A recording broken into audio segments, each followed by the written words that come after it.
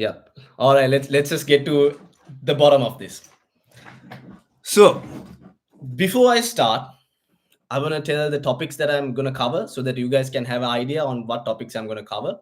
And by each topic, once it's done, you guys can ask any questions.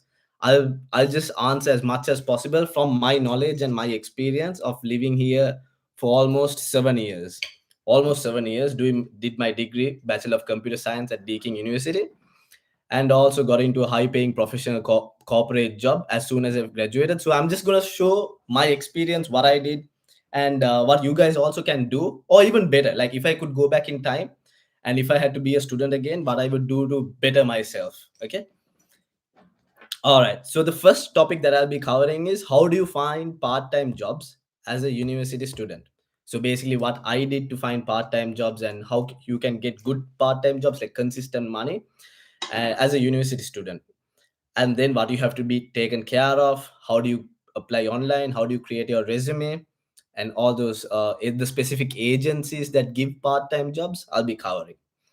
And then the second one is basically how I budget my income and everything, and how I manage my income and how I manage to pay my uni fees.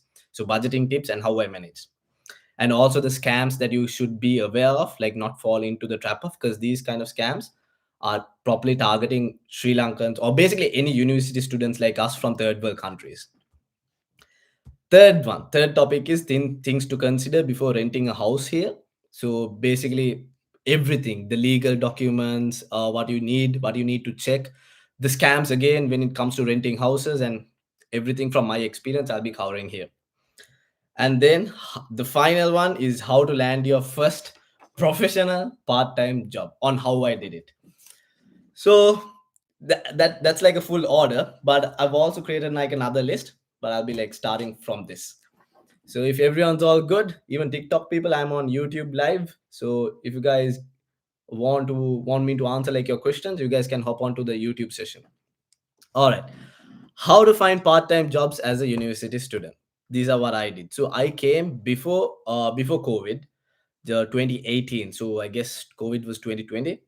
So what I did was, the first thing, when you create a resume is like a basic thing. But the thing that I seen most people doing wrong is in their resume, they just put, or they did their O levels, A levels. They have this coding skill. They are very good, like all the high quality skills. When you're a student and when you're applying for a part-time job, those don't matter. For example, most jobs are basically cleaning jobs, or you're working at a fast food place, or you're a delivery driver to some warehouse. These are what I did. And I was a delivery driver to a florist. So this florist warehouse, we just have to deliver flowers. I was working at Hungry Jacks, also known as Burger King in Sri Lanka. And then I did some cleaning contracts, and I was also a karate instructor here. So all of this resumes that I didn't put my qualifications, my O level results, my A level results, my coding skills. Those don't matter because it's a part-time job. Keep it very basic and very simple. Like as soon as they see the application, they should be like, all right, what you should need: teamwork skills. If you're applying for a fast food place, teamwork skills, what you bring, and any kind of thing that you have done in Sri Lanka. So basically, I put as if I worked in Apico. I have never worked in Apico, but I just put as if I worked in Apico because this might just get me a job. It's a part-time job. So that's one thing. Resume, don't just create for the sake of resume, put all your qualifications. You might be qualified, but right now you're searching for a part-time job as a university student. Then where do you apply? You can go and give your resume. I would highly recommend, if you are thinking of like retail places, you can just go and give your resume. It's fine. Fast food places, you can go and give your resume. I did that. I went to the fast food places and I gave my resume. Retail, and even the fast food place, one of my friends had a connection, and through that connection I went and gave my resume, and I just told that I used to work at Apico, and I got the job. You can apply online. So basically Seek, Indeed, that's how I got my karate job. So I was a karate instructor here. So I saw a job for, a karate instructor. I applied online. We had a small meeting, so I went there. We had a small coffee meeting. So he told me this. So I had to take care of, like, I had to teach karate to like 7, 8, 9 years age, and then 10 10, 11, 12, that's a different class, and then 13, 14, 15, and then 15 and above. So that's how I got that karate job. The flower delivery job, so that paid a lot. During COVID days, it paid more than 330 or $350 a day. That's a lot. I'm not guaranteeing that you would get that amount, because this was the peak of COVID, where online sales were very high and people were ordering a lot, and that just boomed a lot. So thanks to my timing, I got into that job, and I just kept on going. Thanks to that job, I could take care of my fees. I went to Deakin University. The fees were $4,000 per unit, and we had 4 units. There's no way that I could have covered just from my fast food place. So how did I get this job, this flower delivery job? One of my friends, so basically one of my friends actually recommended. So he got like a Uber delivery or something from that florist, and he went there. He asked the people if there's any jobs there, and then some of the owner was there, and he was happy, and he called him to the job, and he became like the main driver, one of the main drivers in that florist warehouse. And then he told that whether I could also come, he as a friend. So I also came. I was one of the main drivers as well. We earned a lot during the COVID days, so that actually I'm very grateful for that, because that helped me cover my uni fees. And so that's how I got that. And then networking. This sounds very generic, but networking is key. So when you come here, the first orientation week, talk with everyone. Don't just gather around Sri Lankans. Yes, you feel like very comfortable when you're around Sri Lankans. I understand that. But you got to talk with other nationality people as well, because this is a multicultural country, whether you like it or not. This is a multicultural country. You have to associate people of different cultures to go, to elevate, basically to earn money for your job, whatever in life. Here you have to be multicultural, so don't just stick to that side.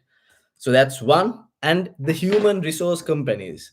So the I was working, so I forgot to mention this, I was unloading air conditioners as well, part-time jobs. So that was from, I think it was like from 7 or 8 o'clock in the morning till like 2 p.m., 3 p.m. There's a big 40 feet container that came. This is to a warehouse, and it had like a lot of air conditioners. So we had to just unload the air conditioners. Me and another African guy. So we used to unload the air conditioners. That was all right, I would say.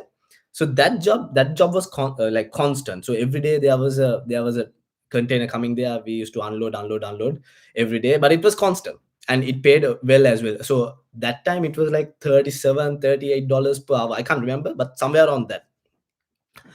And this I got from a agency which is called human resource agencies. These are called human resource agencies. So what the agency that I went through was called Symmetry. Symmetry, as in not Cemetry, not that Symmetry. Symmmetry, Symmetry. So that's basically a human resource agency. So there are human resource agencies here. Even if you Google search, just type in human resource agencies. These agencies, the only duty of these agencies is to find you jobs. So it could be any job, part-time job, professional job. But from my experience, I can't talk about the professional jobs. From my experience, it's part-time jobs. That's the job that I got. So I went there, I put my resume, they gave like a small computer test, and they asked me whether I have any medical conditions, can I lift more than 20 kilos, or obviously I can. And I got a examination there as well, like a 10 minute, 15 minute, just a quick test, and I got hired. So what they do is, once they put you into their database, and once you say that you're okay with, if you can drive a forklift, cool, let them know you can drive a forklift or whatever, and what jobs you need. So they send you a text message every single day. They are filled with jobs. So this was when I during the COVID days, there were a lot of jobs. So every day they used to send a message saying, reply yes to work in Clayton, this warehouse, with the salary as well. So they tell, this job is $34 an hour, blah blah blah, starting time is 8 a.m. to 3 p.m., this is the location, reply yes. So if you reply yes, cool, you get the job. And once you go there, you can talk to the owner in charge and be like, can you just recommend me from the human resource place, and I can like keep on coming. So that's something that I did, like basically connections. And all right, let's look at some questions. I'm getting a lot of questions on YouTube.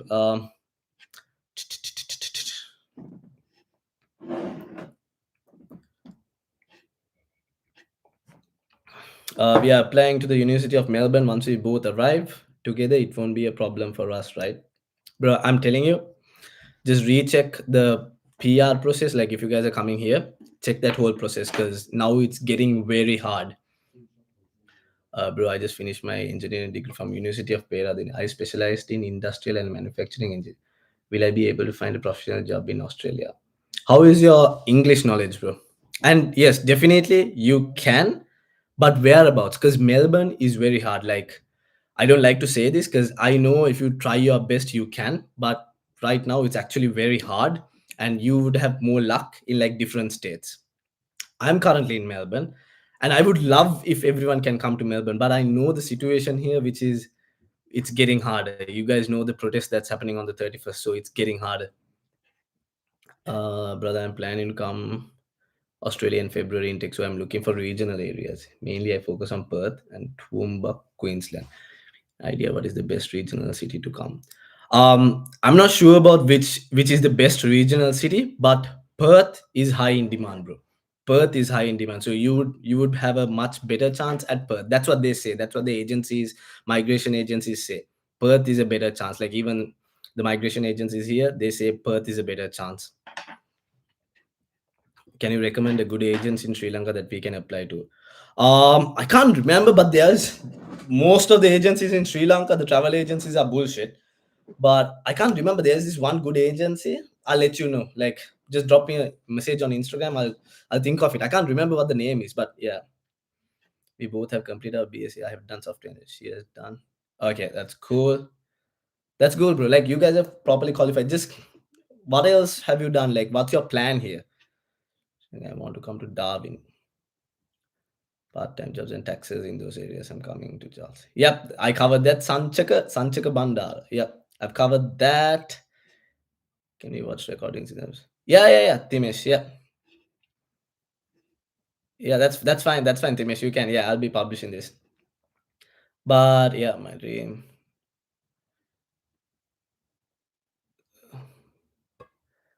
Okay, my dream is MMA. Yep, cool. All right, cool. Let's keep on going. All right. And the other one, most people ask me, especially this is for all the women. Okay, women can't like women. What kind of jobs can women do? Okay, that's a question that everyone asks me because from my experience, I've done like more of, like hard labor, and but don't worry, like all the ladies were scared, like do they also have to do those kind of jobs? What jobs could they also do to earn this? So even the guys can do this, but this is like more women women jobs. So if most of the women here, or the ladies, they do work at aged cares. You just have to do like one certificate, I guess, and around $29 an hour. And aged cares have more consistent shifts. This is from what I've heard, and from the people that I know who works at aged cares have more consistent jobs and more consistent pay. So try applying for aged cares. And the other one, which I clearly know, is since I worked at the florist as a delivery driver, being a florist, be a florist. It's not that hard. Like I think it's like a certificate, just one certificate that you have to do like 1 month training, and then you start working at the factory. And it's easy. It's just flowers. Put everything together. There are like different sets of flowers, gift boxes, and stuff like that. Put everything together. That's it. So florist. Those are the only two that I know that it's like women friendly jobs. But go for that. Age cares and florist. All right. What else? Budgeting tips. Any questions? Any questions? Uh, Algorithm's pretty good, bro. Algorithm's pretty good. Like I don't know about the situation, the content in Lebanon, but here it's pretty good, bro. Yeah, finding my way. Yep. Yes, brother. Thank you very much, bro. Don't go to the protest. About bachelor in hospitality and hospitality management. I can't give advice for that because I have no experience or no idea around that degree, because I don't want to give false information for something that I have no idea on. So hospitality management, I'm not very sure. uh, my daughter has finished her degree in IT. She went to Deakin University, done her degree, and finding hard for a job. Please advise what she can do full time. Yeah, I'll be covering on how I did it. This is a good topic that I'll be covering soon, like during the end of the live session, because I know most people are like on top. Is a creation community huge in Australia? Yeah, bro, it's pretty big. It's pretty big. Okay, cool. Budgeting tips and how I managed. So for all uni students or everyone who's coming, planning to come here, I want to touch on what are the bank accounts that's here right now. So there's, whenever you go to any bank, there's two accounts that you should open up: a savings and an access account. An access account is basically a day-to-day transaction account. Make sure you have that account, as well as a savings account. But keep in mind that there are a lot of scams here happening, where like payments happen, transactions happen without you knowing. This is a very common issue. Most, like, it happened to most of my friends. How do you get rid of this? So because suddenly you'll get a notification, or $200, $300, $1,000 gone from your account. That happens. That's a very common issue here. Yes, you have to go through the process again with the bank, contact them, tell that this issue happened at that point itself, and most probably they'll give it back. But there is also high chance that you won't get it back. I've heard stories like that. How can you avoid this? Always make sure you keep your money in your savings account, because the savings account, there is no specific card for it, so you don't do any payments with that. You haven't connected anything.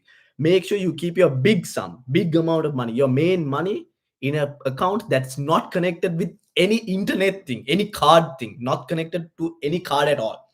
Please do that, bro. Please do that, because I know some students here, they've kept their, like, uni fees. They work very hard, kept all their uni fees in a access account, and bam, this scam happens, gone. So I don't want you guys to also fall into that. So please, big sum of money separate, which is not connected to any cards or anything, bro. Don't do any online payments with that, please. Okay. Which bank do I 100%, no, do I highly recommend? I wouldn't 100% recommend, but which do I recommend a lot? Which bank? I would highly recommend ANZ Bank, because the main reason is, during the uni days I was short of cash to pay my uni fees, so I needed like an extra 1,500 or $2,000. Okay, I went, when your money is tight and you have to find, I went to these credit centers. I asked them whether they can loan me money. They said, no, you're an international student, we don't do it anymore. I asked for credit cards. Banks refused credit cards because they don't want to give to an international student. Although I showed like consistent pay, like I showed that I had consistent pay, they didn't even give me of like $500 credit card, except ANZ. ANZ Bank is the only bank that gave me a credit card while being an international student. Although the price was not big, they gave $1,000 limit. But during that time, even the $1,000 was a big deal for me. And once you like have the $1,000, and if you do your payments properly, if you get a credit card, make sure you do your payments properly and don't let any interest get carried. Please don't. These are not free money. A credit card is not a free money. You got to use it very wisely. Okay, use only the things that you can cover from the credit card. So ANZ is the only bank that gave me that credit card. And how did I get it? That's a funny story. So the manager who was working, so I went to ANZ at that point. I asked whether I can get a credit card. First they said no. I was like, can you talk to the regional manager or your general manager, whatever? And they took my name down and they went to their top manager, and the top manager was a Sri Lankan, and she saw my name and she was like, oh, Sri Lankans, I gotta help you guys. So she gave me $1,000 $1,000 credit card limit.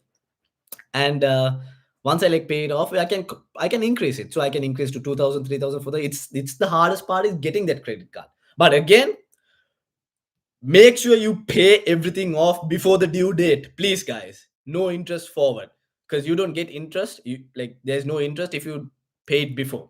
So make sure you pay it, bro. Pay it off. It's not free money. So okay, I talked about the scams. I talked about the access cards. Okay, and then the other one. I don't know whether you guys have heard of it, but these are fake tax department calls. That's very famous here. It's a scam. Make sure you guys don't fall for it. What is this? What's this fake tax department calls? They call you. Okay, they'll say, "Oh, this is from the ATO, Australian Taxation Office," and they'll read out a script. You're owning this amount of money, or please pay this, or this we'll have to take into like the law into action, and you'll have to go to courts, blah blah blah blah blah blah blah blah. They'll read a big script. Fake. Don't just cancel the call, because they'll ask for your credit card details or something, and try to pay it off or something like that. Those are fake ones. Don't answer. It happens to a lot of people, and it's a very common scam here in Australia. So just be aware of that. Even if you go know people around that, let them know that it's a big scam. Don't fall for it. What else? Things to consider before renting a house here. Give me a sec. Any questions? Any questions?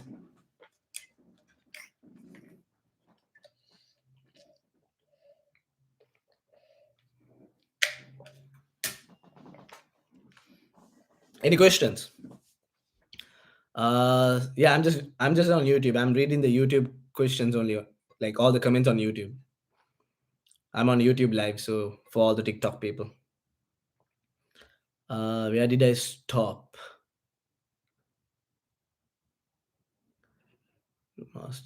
Teaching English to speakers of other languages is the girlfriend degree. All right, I did some research and found out that the PR for teaching is pretty good. All right, yeah, because here, bro, I would honestly say they give PR for not the best qualified, like the hardest degrees. That has nothing to do with the degree that you get. So you can do like carpenter, because I know these days carpenters, like people who do carpenter, they get PR easily. So that scope doesn't matter. Interior design in general in Melbourne. What about it, brother? Suchendra. Uh, yeah. Do you recommend that we invest in cryptocurrency or for a fixed deposit? Cryptocurrency, I don't recommend, because just hear me out, okay? Hear me out.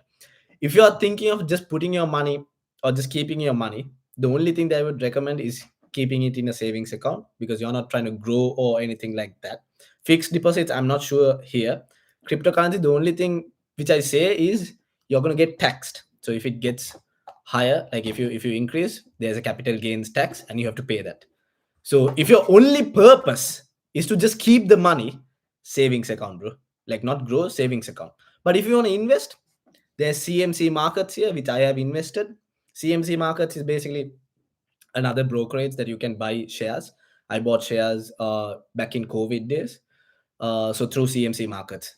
At that time, ANZ had the online share app, but then they migrated to CMC Markets. So my shares are in CMC Markets right now. We are both planning to settle in Melbourne. Is that really okay? Sahan, it's very hard, bro. I would love if you can come to Melbourne, but from my experience here, I'm saying it's getting harder. It's better if you're starting, start from Perth, bro. Because until the PR process, you're sorted. Or else if you have to come to Melbourne and it's getting harder and harder and you'll have to wait, like a lot of time is gonna get wasted in your life. Like this is genuine concern. Melbourne is best, hands down, but time is just gonna go. If I could go back, I would just go back to, like, if I could go back as a student and start again, I would do my degree and go to Perth, bro. Like honestly. But again, plan to come to Melbourne. That's the final goal. Plan to come to Melbourne once everything's all good. I hope you're doing well, and I'm planning to come for my masters like in February intake for Melbourne, and I did IT degree in Sri Lanka. So what best advice as your multi? Yeah, bro. Well, this whole video is filled with advices, bro. Like I would say, just watch this video. If you have any questions, just drop me an Instagram message, bro. But yeah, I'm just covering everything what you guys need. Do you know how to? All right. Things to consider before renting a house. That's the topic. Okay, so make sure you guys know that rent is just not the rental money. There are costs additionally on top of rent. So you got utility bills, you got rental money, you got internet, and potential maintenance fees. So don't think that, all right, my rent is 1,800 per month. Cool, that's it. I'm just going to earn that much money. No, there are other utility bills, which for some people, this might be like very generic information, but I want to cover from the bottom to the top. Okay, that's why I'm like covering all this stuff as well. Because there are, I didn't know much of this when I first came to Australia. I was a kid when I first came to Australia. So hearing these kind of stuff is very important for me. That's why I'm covering from the bottom. So utility fees, okay. And here normally bond is like a month, so month of rent. So if your monthly rent plus that same amount is the bond that you have to pay. And bond, don't think bond is technically bond, you'll get it back once you finish the lease, the time period, and you just move on. But don't expect a bond, bro. Don't expect your bond in return. So if you gave 1,800 or 2,500 as the bond, after 12 months, if you're planning to leave the place, don't expect, I'm going to get 2,500 my bond back, and I can, I have that extra money as well. You might or might not get it, or you might get half of it. Because I know most people, they have their bond, because we are students. Yeah, we are students, so we are going very close with money. We can't just throw away 2,000, 3,000, $4,000 here and there. So most people that I know, okay, they think, all right, my rent is gonna end. I'm gonna move to a different place. I'm gonna get that 2,500 bond, and I can put it towards the fees. What happened when the bond is coming to an end? When they finish the agreement, lease agreement, the landlord's gonna say, "Oh, there's a damage here. There's a water damage here. This was not there.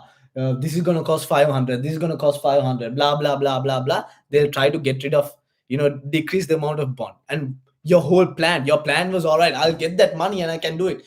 That whole plan is ruined. So don't keep the bond as a high hope. Don't keep the bond as a high hope. I never kept the bond as high hope. Yes, like what you can do, like you can't just argue with them. There's no point. What you can do is, don't expect the bond. Don't make financial decisions according to the bond. All right, I'm going to get this bond and I'm going to do this. Forget about the bond that has gone. You might or might get it. That's fine. Even if you don't get it, plan your financials accordingly, bro. Sorry about that. But yeah, that's one thing that I wanted to cover. um and here, rental, there are strict deadlines on what you have to pay. Don't think that mm, I can pay it like 2 days later, 3 days later. No, you have to, it gets deducted exactly that day. Here it's very strict deadlines. So make your main priority to at least find your rent. Okay, don't waste money. Have a proper schedule on your work, on your part-time jobs, and find the rent somehow, bro. Okay, because it's a lease that you can do, and you can definitely find the rent. I'm 100% saying it. Uni fees, back in COVID days, I could easily find it because that opportunity was there. But right now it's a bit hard depending on the university. But rent you can, bro. Okay, if you use your money properly. um yeah, and then there's always going to be rental increases here. Okay, so if they say 1,600 this month, okay, next year once the rent gets renewed, it could be 1,800, 1,900. So they're going to keep on increasing. Same with your university degree. They might say the university degrees, because this happened to me when I was in Sri Lanka. Deking said 3,900, no, sorry, 3,700 per unit. I came here. The next semester, it was 3,900 increase. The next semester, 4,000.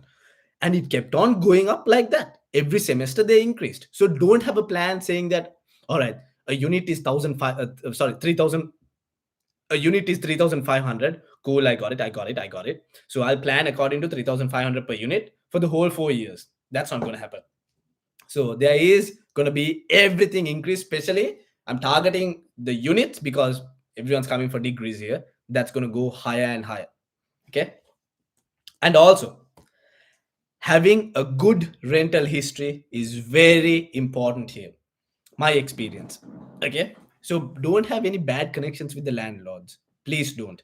unless it's worst case scenario, because I know not all landlords are good. Fortunately for me, I got a couple of good landlords. Like I was staying in this Malaysian Chinese um, people's places. They were very good, and obviously I had to pay them cash, but they always gave a receipt.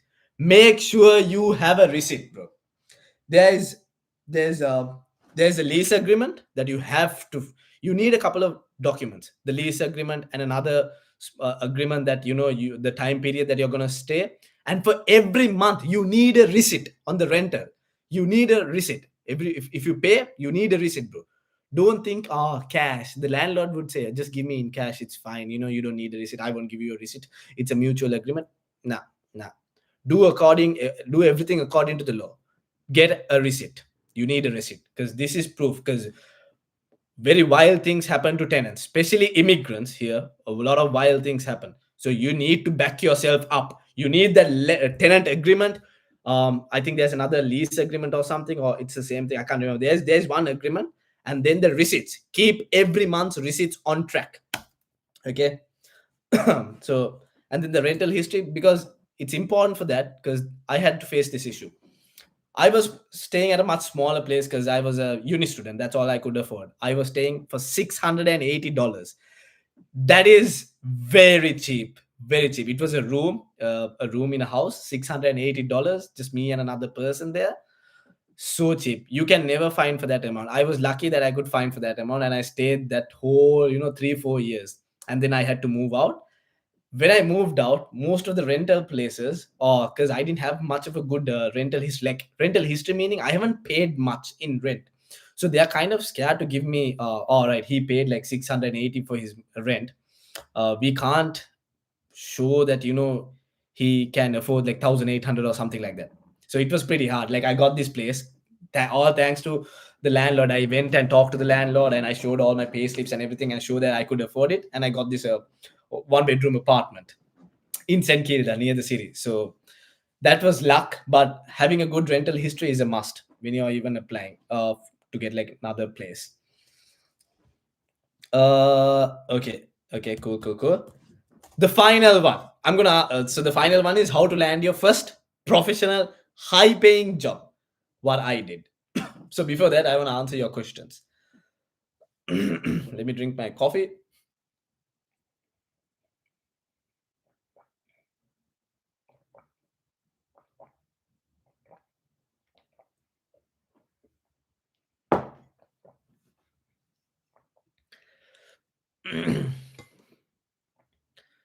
uh, Recommendations for passive income. Passive income.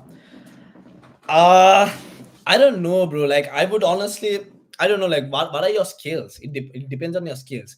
Because if you're talking about shares and stuff, it's not much of a income that comes from shares. Like dividends, if you can afford to like put shares like $50,000, $100,000, yeah, dividends are going to be big. But from the things that a university student can afford, it's not much that would get in dividends. But don't think like you don't have to work. Like just work here. If we were to buy a house or apartment, where would the best place to be? Is it in Melbourne, brother? Like, are you talking about Victoria, around Victoria, or around Australia? It's really hard to find a place to live here in Melbourne, Australia, as an international student. What can I do and how to deal with these kind of issues? Yeah, bro. Like, this is all I can give. Like, I'm putting out everything that I know here. So hopefully you can just rewatch this video, get some tips, and feel free to reach out, bro. You just have to be strong. Like that's something that I always say. Be strong. You have to be mentally strong. Like don't let you're gonna face a lot of problems, bro. You're gonna face a lot of problems that's gonna affect you mentally, because immigrants, bro, we are immigrants. There's gonna be a fuck ton of problems. Sorry about my language, but there's gonna be a lot of problems. So first things first, keep your mental strength strong. That's the best thing that you can do. Don't let any of these problems affect you, because life is all about facing obstacles, finding solutions, and moving forward. That's going to make you a better person. That made me the person that I am right now. And even the problems that I'm facing right now, I know, all right, if I face this problem, cool, I'm going to be a better person. Like every day is just you bettering yourself one by one step at a time, bro. So don't drop your mental health, bro. Like, don't think negatively of anything. Think positively. Be happy, bro. We are currently looking at the University of Melbourne. That's why we are looking at a house in Melbourne. Cool. I would say St Kilda, but it's I depends on how much you're willing to put in for the rent, bro. Or even if you're like thinking of buying. Are you thinking of buying? I've completed my IT degree at Slate and graduate. Also, I'm having 1 year of industrial experience. I'm master in Australian cyber.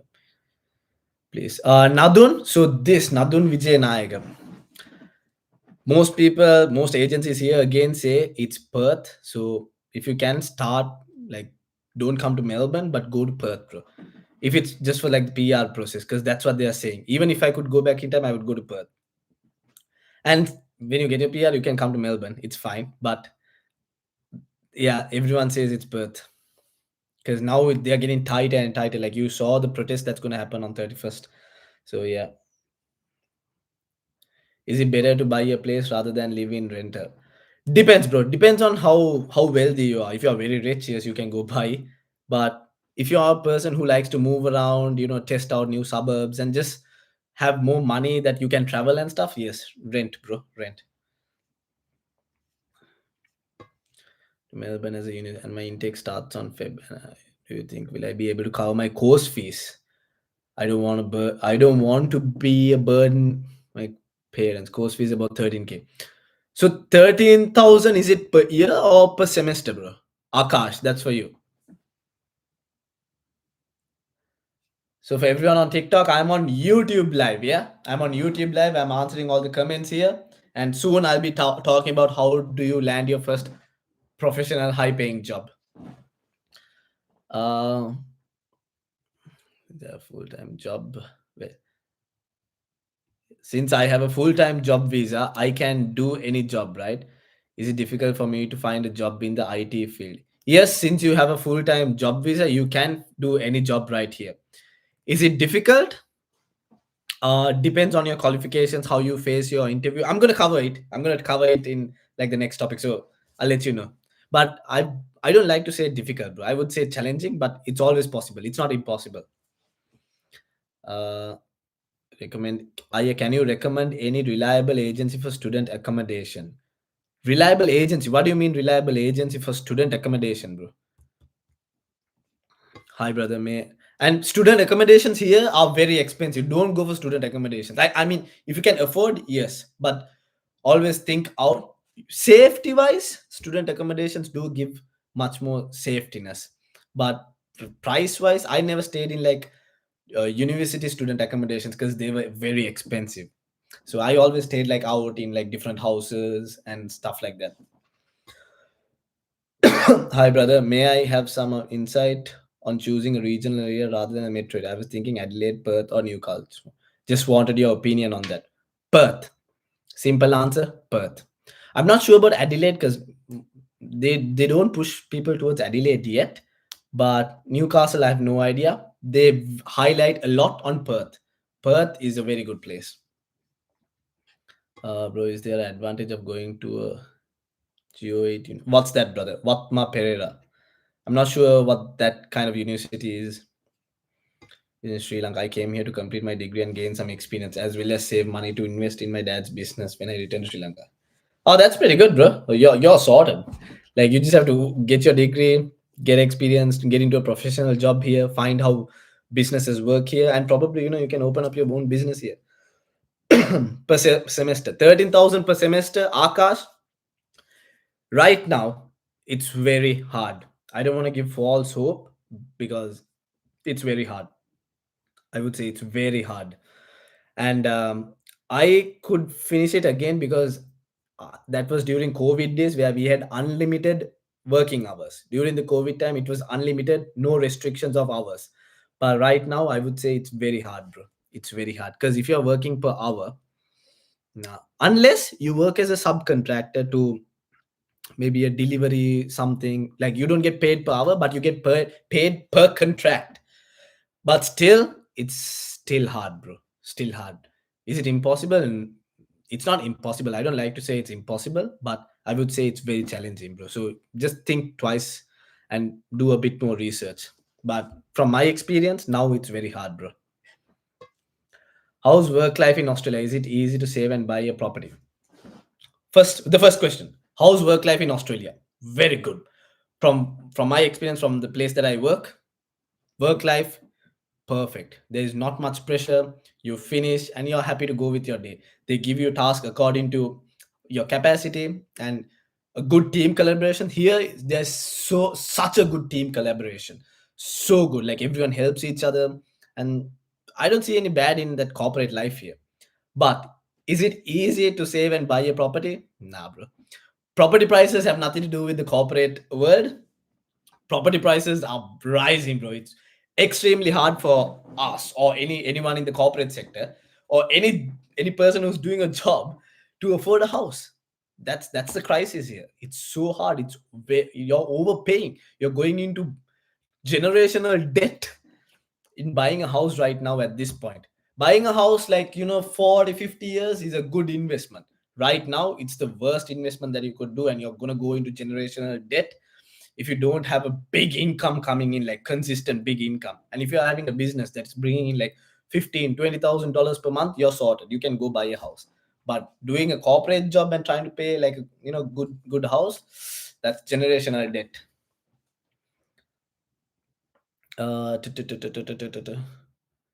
So that's that. Group of eight. What do you mean, bro? Is it like the top seven university, top eight universities, Monash, Melbourne? They don't call it group of eight. I think they call it something else here. Also, you've done an awesome job with your videos and advice. Very inspiring. Yeah, bro. I'm thinking of pumping out more videos, but yeah. Can international students open a small business here? Is it a pathway to PR? Yes. So the first question is: can international students open a small business here? Yes. Anyone can. Sorry. Let me rephrase it. International students on visa can open a small business here. That's right. You can register the business name. You can show what kind of business you're doing, any online business or anything like offline business. If you have money, you buy the shop, blah blah blah. Yes, you can do it. And there are good pathways to PR as well if you have your own business here. But you have to show a specific level of income that you're getting turnover every year, and it should be obviously registered, and that is a good pathway to PR. Here, mine. Okay. Okay, I'm going to cover the last topic. Okay, how to land your first professional job on how I did.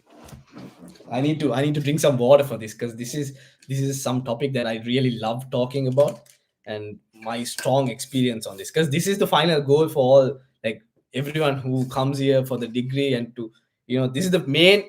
I would say this is the first final goal, and after that your life is just kind of sorted.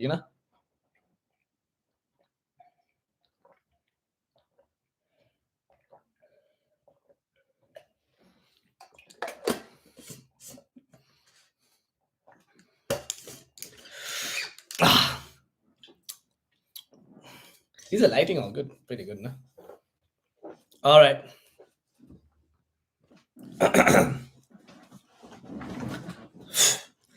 So, how do you land your first professional high paying job as soon as you finished your degree? And this is what I did. Again, I would like to touch on the resume creation. Remember the first time that I said if you're applying for part time jobs, you don't put your main skills and stuff? Now, this is your first professional job. When you're creating your resume, most people here, they put a very generic template. For example, at the start they're going to put their name, phone number, blah blah blah, and then the first paragraph they're going to say, I'm a very good team player who has this knowledge. I have worked this, I have skills of, I'm honest, truthful, blah blah blah. I have worked in team projects, stuff like that. Don't don't put anything like that. That is so generic, and you would never get a job if you put stuff like that right now. What you should do is, the first paragraph, you gotta say, look, like listen to this properly, okay? I'm a very good team player because I had a project in in my uni where we worked around, for example, worked around analyzing the temperature increase in a room that had three people. So in my group we had people of different ethnicities, and I was leading them, and I was their group leader, where I analyzed each person's strengths and weaknesses, and I created tasks around that to give to each person depending on their strengths and weaknesses, so that we could finish the project on time. And I also managed to keep up to date with each and every single person on how their task went. And that's why I say I'm a very good team. I have a very good networking and team skill. Is there a difference between the first one and this one?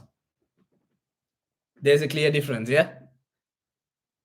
There's a clear difference. See, I backed up the skill that I have. I didn't say, oh, I'm a good team player. That's it. No, I gave them a reason why I think I'm a good team player, the project that I've done, the people that I've worked with, and how I managed it. You have to back your skill up. Don't put a generic template. Everyone here, as soon as they finish their degree, they just type on Google resume, and then they just create a generic template with just generic information. Don't. Every single sentence should strike to the point. You get it? So that's one example. And if you want to show off your skills, let's say your C sharp coding skill.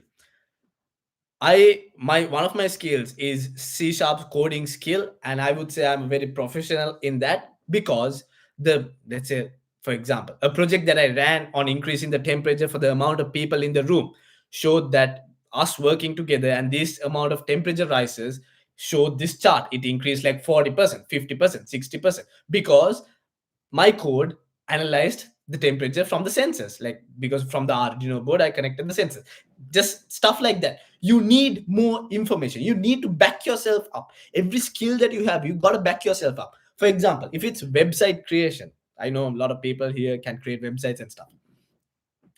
Don't just say you're a good search engine optimization person, you have good SEO skills. Don't say generic stuff like that. Back it up. I uh, i have very good SEO skills because the website that I created for this business before started, they had 300 visitors into their site, and they got one customer every 300 leads, 300 views into their page. But once I integrated my SEO skill, their website visitors went up by 2000, 3000 people, and they got more customers. They got like 15 to 20 extra customers bookings during that month because of my SEO skill and stuff like that. You see what I'm doing, bro? You see what I'm doing? Back it up. Back your scale up. Whatever it could be anything, bro. This is just some examples from my industry, but whatever, bro. You got to back yourself up. So that's the first para. Again, most people, they have a lot of pages on their resume, 2 3 pages. No, you know what the people do when they're hiring? They look it up, throw it away. First page. First, the main para should be very catching, bro. Very catching. Like, bam, straight to the point. Don't say any generic stuff. I am very honest. I am very this. I am very that. Back it up. Data. You need data to back it up. Say the data, bro. 40% increase, 50% increase, 60%, blah, blah, blah. You get what I'm saying? Back it up. And even the skills. So when it comes to the skills, um, don't like, sorry, when it comes to the qualifications, don't put your grade 5 qualifications, grade 6, O level, A level. Put your highest qualification. If you have a Bachelor of Computer Science degree, Bachelor of Computer Science. Any courses that you have done on the side, that one. Everything that aligns with the profession that you're applying to. Does it make sense? Does it make sense?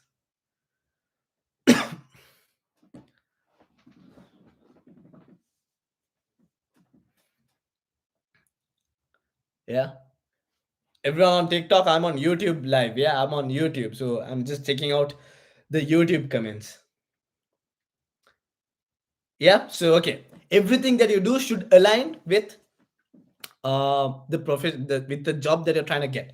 So your skills, make sure if it's coding skills, if you're trying to apply as a programmer, coding skills. You have C sharp, blah. You have HTML, CSS, JavaScript, all of that. Put that, and also make sure if you guys are in uni or planning to go to uni, think of this. Document all your group projects or even your single projects. You might have a lot of projects that you're working on. The unit might give, whatever unit might give, have a different website. You can create a free website on wix.com or whatever. This is for everyone, okay? This website should only have about you, one page about you and the projects that you have done. Because when you are in an interview or when you're gonna apply for an interview, you can put your website link so that they can go to your website and they can see your qualifications. Or this guy has this qualification, this guy has this qualification. He has a group project that he has done. All your group projects also post it on LinkedIn. I don't know how to emphasize this. Have a good LinkedIn profile. It's generic. Stay with me. Have a good LinkedIn profile, but in that LinkedIn profile, make sure you update every group project that you did. For example, your unit had a project. Again, this just comes to my mind uh, about capturing a person coming into a room through a sensor and uploading it to your Google Drive. So that's the overall project on LinkedIn. So while doing the project at uni, I would create that my website, and I would create a blog post saying, this is my group project that I did. I was in charge of connecting the sensors to the Arduino board and capturing the person, and these are our results. It was very instant. We had to do this, we had to do this coding, we had to connect this stuff, and it was a successful project. Even if it was not successful, put why you failed. It's fine. You're not a highly intelligent, you're not supposed to know everything. But just give me a sec.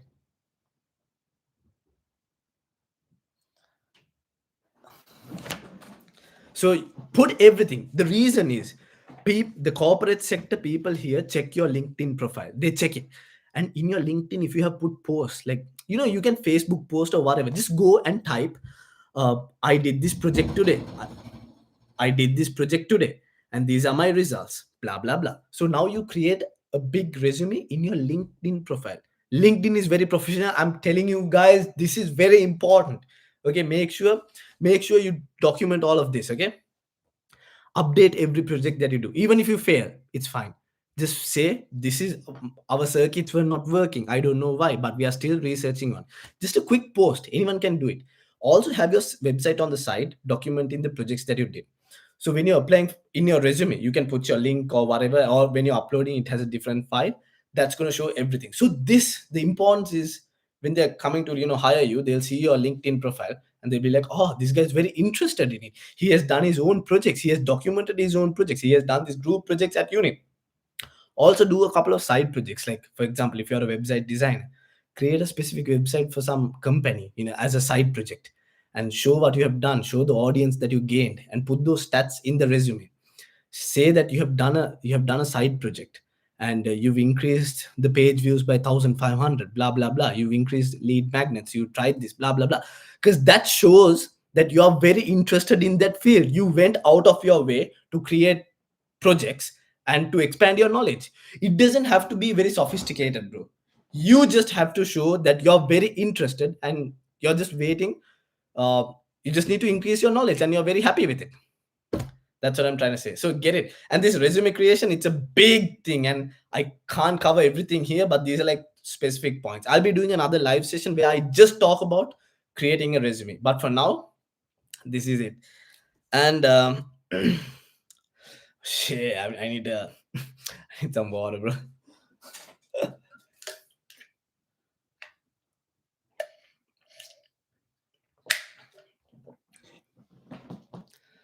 I'll be answering questions. Yo, Shakil, how's it going, brother? Shakil, I'm doing good, bro. Are there enough part-time jobs for students in Perth? Because I've heard that it's harder to earn there compared to other states. No, bro. Sorry, Navodaya. No, it's comparatively, compared to Melbourne, it's hard, but comparatively to other states like Tasmania, it's very easy. Like, those places are very hard to get jobs. Shakil, how do you even balance everything? Social life, gym, education, work, all of it. There's always a way, bro. Like at the beginning, it would be very overwhelming, but you gotta find the perfect balance that works for you. And you gotta what do you call it? Time stamp whatever you're working on. If it's at that time you're working on work, that's it. And then after that, gym, focus on gym. And then this. So you gotta create your own plan, bro. Like according to how capable you can and how you can push your limits. Just create a plan, bro. Thank you, brother. Ranu, Maisha, thank you very much. Abir, Shakir, does that make sense? Does that make sense, Shakir? Yep, I live in Melbourne. Yep. All right. So the next one is I covered resume creation. Yeah, Shakil, go on, go on. Are you asking another question?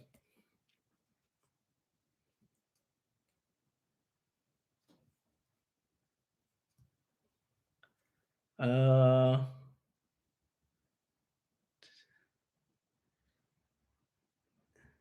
is there any apps to help me with balancing with time? Um, no, bro. I don't use any apps that help me with like balancing time. No, no. I just know my routine, how much I'm capable of, and how much I can have a good steady workaround. Because I don't want to get burnt out as well from each one. So I know I've had phases where I get burnt out and it's too much, and I'm like everything. I'm trying to juggle everything, and then I just take a moment. I analyze what is actually I need to target, like what are my high priorities, and then I create my day accordingly or my week accordingly. So my high priorities first, everything else is least of my priorities. So that's how I balance, bro. But gym, I have to hit the gym because mentally I need to be strong and happy and just motivated to just move on. So gym is a must. Work, I have to work, and then my passions and stuff on the side. They all have to go no matter what. Like it's what's the time here? It's like 12:13, but it is what it is. Adelaide's fine, bro. Manut, yes, Adelaide's fine. Yep. Maisha for the anti-immigration, don't focus on those stuff, bro. Don't focus on protests. Don't focus on any of that. Come here, do your stuff, build your life, get enough experience, develop as an individual, and better your life. Don't think about arguing with everyone, going for protest and stuff like that. You're not here for that. You have to care about your life, your family, because your family wants you to succeed most. Like even my family, they are I'm their breadwinner. Like I have to be strong, so I don't care about any of that. Focus on yourself, build your life. You have been given so much opportunities that you don't have time to get distracted. So that's my advice. uh how do you avoid procrastination? I know it's a hard thing. I do procrastinate as well, but I have a time limit where I put no matter what, by this day, I have to do this. By this day, I have to do this. By this week, I have to do this. So it's just a mindset that you have to. Once you take the first step, the second, third step is going to be easy, bro. All right, all right. Sorry, I'm moving around with different topics, but I need to cover this. How to land your first professional job. I did talk about the resume creation. I did talk about the LinkedIn profile. Yeah, everything's cool with these two. Did everyone have a kind of good idea on what you guys should do in resume and LinkedIn? Yeah. Okay. Okay. Please do. Please. This is very important. I'm telling you from my experience. I've been working more than 3 years now in the corporate world. You need these two, please. Okay. Okay. So as soon as you join uni, get your LinkedIn. Start. You don't have to create your resume at that point, but get your LinkedIn and update and the website. Make a website for free. Put your stuff there. Yourself, your group projects, whatever. Please do. Okay. Cool. All right. Okay. How do you face your first professional interview? Okay. Professional interview. How do you face it? So now your resume is done, your LinkedIn is done, you got a first interview call. Cool. This is your big step towards good money, towards the bigger life achievements. You've worked so much hard, you did part-time jobs and all that stuff. You finished your degree. Now you need that job. You got the job, but you're on you need an interview. So you're on the interview. for all the questions that I would say is be honest. It's very generic, but stay with me. Most people, okay, they say, I know, because they want the job so badly, they'll ask, the interview people might ask, do you have this skill? Or for example, do you have this coding skill? Do you know C sharp? Or do you know this? Blah blah blah. And people, they say, oh yeah, yeah, I know. Like in a rush, they say, oh yeah, yeah, I know, just because they can secure the job. That's gonna backfire very fast, and that's just gonna limit your full potential, and you're just gonna get blacklisted, bro. Like, if you keep on answering like that, you would never get a job. Be honest. There's nothing wrong in being honest. Say that you don't know, but say you're willing to learn that skill. Because first of all, you have to put yourself in their shoes. You just graduated. You're not supposed to know everything. If you knew everything, you could have been a CEO or something, you wouldn't be working as a an entry level job or the first professional job. So it's fine if you don't know. Don't think of it as a bad thing. It's not a bad thing. You cannot know stuff. You're not, they don't expect you to know everything. No one expects anyone to know everything. So it's fine. Just tell the truth that you don't know, but don't be like, yeah, I don't know. Don't be that. Say you don't know, but you're willing to work towards it. You're willing to learn it. Like for example, if they ask me, do you know this? How good you are in this skill? I would say, honestly, I'm not very good at that skill, but because I didn't have any experience prior to that, but I'm happy to dedicate my time and learn it and better my skill in that. I'm happy to do that. You get it? Don't lie, just be honest and tell you're happy to. They just need to see your passion. They need to see how hungry you are to learn, bro. Anything in life, you have to be hungry, bro. You have to be willing to learn. You can't be like, I don't know, man, I don't know this, I don't know that. You can't be that. You get it? Anything in life, accept that you're bad at that skill and better. Accept your faults. Everyone has faults, everyone has weaknesses. Accept those weaknesses, understand those weaknesses, and develop them into strengths. Get it? That's a good one. That's a good one, yeah. I don't know. I just ranted, but this was what was in my mind. Okay. And before you go to your first interview, make sure you research about the company and their job roles. So quickly go to their website, research what that company is about, what they have done, their history, the people that they are working, the CEOs. Go to their LinkedIn's, find their names, stalk them, bro. Stalk them. It's not a bad thing, stalk, bro, because you have to gather enough information to face in the interview, because they are going to ask, after the interview is done, the final questions they are going to ask, so do you have any questions for us? And you can't just say, nah, I'm good, I'm good, nah, I don't have any questions. That shows that you are not interested, you weren't even paying attention. Do your research. Have questions for them. Yes, they have questions for you because they are interviewing you, but also have questions for them. Be like, for example, if it's in like websites or something like that, go to their website, see what you can do better. Like if you see, like this is in my field, I would say, all right, their checkout buttons not working properly, their icons are pixelated, or their backend seems like it's not coinciding, or the checkout pages are lagging, there's an error for 4 pages, stuff like that. I'll find some things that I feel like could be better. And then if I ask, like if I go and they ask, do you have any questions for us, I would say, so how I would say, I've seen in the site that this company is 20 years old. Like how did that specific segment start, by the first year or the second year? How did this evolve into this kind of organization? Because that's not there in the website, and I would like to know the history behind this organization. Bam, what does that say? I've done my research. Get it? I've done my research. They're like, oh shit. And I would also say, why haven't you guys updated the checkout button here that shows an error 404? Like, is it intentional? And they'll be like, oh shit, this guy has done his shit. You get it? You get it? There is no wrong. There's nothing wrong in giving uh, feedback, or what do you call that? Criticize their feedback or whatever. It's what you think. And you could say, I would prefer, like according to my experience, I would say that these images should be this kind of length, or you guys could have done this kind of marketing, or I've seen a couple of your ads on Facebook, but I'm not the target segment, so I know you guys are running ads without any knowledge on segmenting those ads to age groups, to people, because it shows to me, and you're wasting your ad money there. See, research, research, and come up with back up with data. This is an interview. See how interactive this interview is. Do you get it?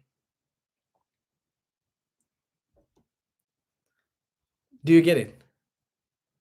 Okay, I just hope everyone gets it. Like, you guys are understanding what I'm saying. I just hope that. Yeah. Drop it on the comments on YouTube. Yep. Back yourself up. Be confident. Back yourself up. There's no right or wrong answer. Okay. And also, just have a casual conversation. Don't think of it as an interview. Although it's an interview, you gotta obviously dress nice and all that stuff. Gotta be formal, but don't be too formal. Be casual. Be open. Just like, you can be properly honest, and you can talk properly with opening up your thoughts, everything in your head and everything, if you are relaxed, casual. So be casual and be relaxed. Yeah. Don't take it like, oh, I need to answer it in this kind of way. Yes, sir, this is the one, this is the one. No, have a casual conversation. An interview is basically a casual conversation for them to see whether you have the skill, whether you are beneficial for them, and whether you would be a good team player. That's it. Because put yourself as the interviewer. What does the company want? A company wants an all-rounder. Yeah, because they are paying you. So for their money, they gotta get their worth, basically. So if you go and buy something, you always think, all right, I'm paying $20, I need to get my money's worth. That's what you think. So even a company is like that. All right, this guy is good, but we gotta see whether he has other skills so that we get our money's worth. They are paying you a salary so that they can get something in return from you. Like, their money is worth. So you got to show you're a multi-talented person. You're a multi-skilled person. You got to show that you understand how money works. You got to show that you understand the typical customer base in that company. You got to show that you understand your project roles and your goals is always aligned to money. Get it? Because finally, a company all depends on money. They need money coming in. They are hiring you to make them profits. Yeah. So even if you have, let's say you're a programmer who just knows just coding, but you have no idea on how customers come, the way the customers think, you are not very skillful or important to a company. Apart from coding, like apart from being a software engineer, you're not very important to the company because you don't understand how customers work. But if you're a software engineer and you understand the types of customers, like how we can make more money, you can suggest, we'll have this on the site, and we'll program this so that our customer base is interested in clicking this so that we can have more revenue. Have multi talents. You got to put yourself as the company. You're there to make them more money, unless you start your own business and go forward. But right now, you're there to make them more money, and also in a good way, because you get to understand how multi-million-dollar company works. You would never get that experience not working at a professional job, not working in the corporate sector. You can never get that experience. Yes, there are different ways, but this is an easy way for you to see how the multi-million-dollar industry works. You go to that company, you see how they handle clients, you see their infrastructure, you see how they work, you see the applications they use. You're getting a lot of knowledge, and you can start your own business after that. You know the infrastructure, that you can just replicate that same thing. You know how they handle clients. You get a vast majority of knowledge from working in the professional corporate sector. Make sense? All right. So research about the company. Shakil, thank you so much, bro, like for jotting them down in the comment section. And yeah, I got a meeting tomorrow morning. Gonna head out now. Peer advice, brother. Bro, good luck, bro. And I'll chat with you soon. Yeah, Shakil. Okay, cool. And then the last one before I just answer all your questions is soft skills. Soft skills here is very, very important. This could be, again, you guys might think, oh, generic soft skills, yeah, it's nothing, it's nothing. No, it's so important. Hard skills are basically, for example, in my industry, coding, the different languages, site creation, uh, analysis, data analysis, all that stuff, that hardcore stuff, technical skills are the hard skills. Soft skills are basically like, teamwork, how I interact with people, how I understand different cultures. um what else, like talking with people, understanding people's strengths, weaknesses, because a company needs soft skills. You can't just have technical skills and not be able to talk with everyone and run the project, because you've been given projects. To do a project, you got to have team collaboration, you got to understand each team member, you got to make sure they're on your side so that it's easy for you to work and accomplish that project task. You can't just be knowing some technical skills and expect to do anything, because no, they want you to understand how to work with a team, talk, have a better communication skill, understand different cultures. Even when you go to the company, talk with everyone. Yo, how's it going? I did this in the weekend.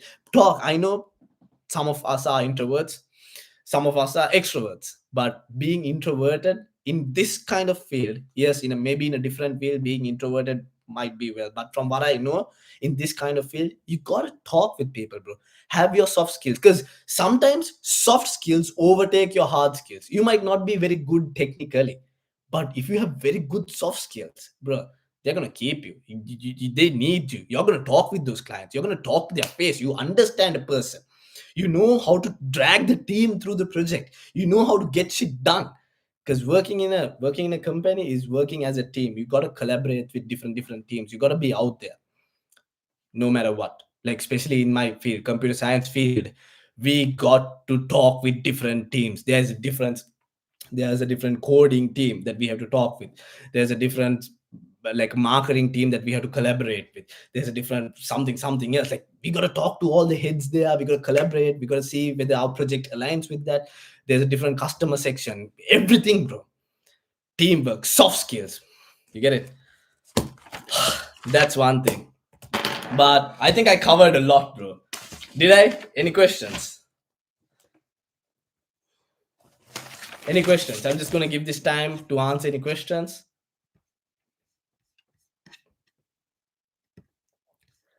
And let me just open something. Don't worry, I'm going to look at the chat. Give me a sec.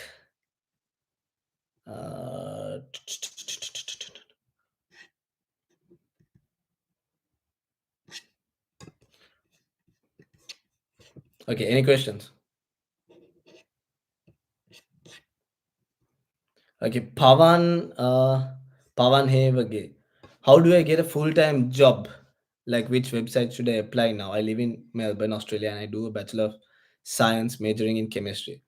Bro, I explained this whole thing in this video, like in the beginning, I guess. If you can just rewatch, I'll be posting this video, I'll be publishing this video, but I've explained all of this. Websites would be Indeed, Seek, but there's more to it, bro. Like, do you have a LinkedIn? How is your resume created? Like, I covered all of this, but if you can just rewatch the video, that would be very helpful, bro. But if you have any questions, drop me at Instagram. But I will be publishing this because you can watch it on your own time. But I've covered everything, bro. Hopefully it helps, yeah.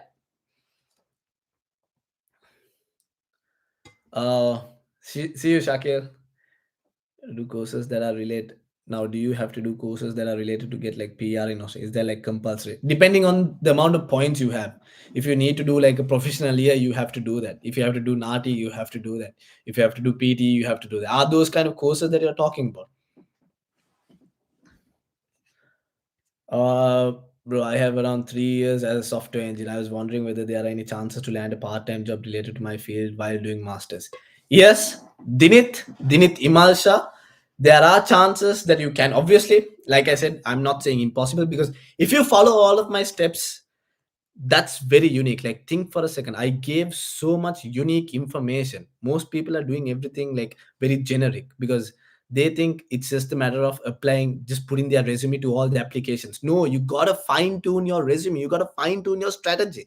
How many people are coming out with a degree every year, every semester, from all the universities. How do you make yourself unique? You got to think like that. How do you make yourself unique, please? Because, like, for example, from the degree that I did, Bachelor of Computer Science, how many students are coming? Probably like 50, 60, 70, 100,000 students are graduating every year. How do I make myself unique? You got to always think that. Don't put the same generic resume. Don't do the same approach, the generic approach. Upload whatever the resume, just put your Bachelor of Computer Science and expect to get a no. You got to redefine it. You got to make sure you hit the pain points of the company, but sorry, what was the this thing? Bro, I have around 3 years as a software engineer. I was wondering whether there are any chance. Part-time jobs, no, but full-time jobs, yes. I strongly believe in it. But again, for software engineers, don't yeah, it's good if you like software engineering and you want to stop that, but always try to up your skill in different ways. Because, for example, if it's as a programmer, you can only program, like you can be a senior programmer or something like that, but the salary is kind of doesn't increase much after that. But let's say you become a product manager or project manager, then your salary is going to get higher and higher, like you go above that threshold. If you did like if you're only programming, you can be senior programmer. That's pretty much it. And like after that, probably there would be like roles around programming, but that threshold, that salary threshold is this much. You can't break above it. But if you have skills like a marketing skill or whatever, like project handling, project managing skill, then you can go to the next hierarchy of being a project manager. You can program, you can handle a team, blah blah blah, and your salary is much higher because you're more skillful. Like that, just get more skillful. Get it? So don't stick to like one place. I have LinkedIn and I have resume as well. Bro, is it very optimized? And did you do like everything that I've said in this? Do you know any agencies or third party that hire employees in various persons? So I've covered in this video on the agencies for part-time jobs. It's called human resource agencies. Uh, Psychology demand, bro. From what I've seen on people who did psychology, Melbourne's pretty bad, bro. Everyone goes to Perth. Melbourne's pretty bad. So, do you think that AI tools like ChatGPT can help with resume, or should we write some things in our own words? Definitely, they can. They can help you. AI tools definitely help you, but you gotta hit those pain points. Like, don't use AI tools to just give you a resume or something like that. Understand yourself first, what your skills are, what you're targeting. Write it down. Like, for example, if it's like, wait, give me a sec. Let me think. For example, if you are thinking of, you have to put your own group projects, like I said, 40% increase in this group project from this project that I did, capturing from the sensor of an image and uploading into Google Drive, those kind of stuff, you have to put it into ChatGPT. So understand the proper pain points that you're targeting, write them down, and then put it on ChatGPT and see what it gives. But make sure you get convinced, because you're applying your resume to big companies, and they are very highly qualified. So if you can't convince yourself, if that resume isn't convincing enough for you, obviously it's not going to be convincing enough for them as well. Okay, so make sure, forget about ChatGPT, understand the pain points and write it in your resume, and then redefine it from ChatGPT. Is Tasmania good for finding part-time jobs and professional? Tasmania is very hard, bro. I would say, I haven't been to Tasmania. From what I've heard, Tasmania is very hard. I can't give proper information or proper advice if I haven't been there. So from what I've heard, yes, it's hard. But again, don't take my word for it, because I haven't experienced Tasmania, so I can't give a solid answer in this.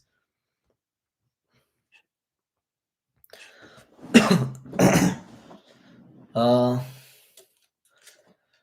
for everyone on TikTok, I'm on YouTube Live, so I'm reading all the YouTube Live comments.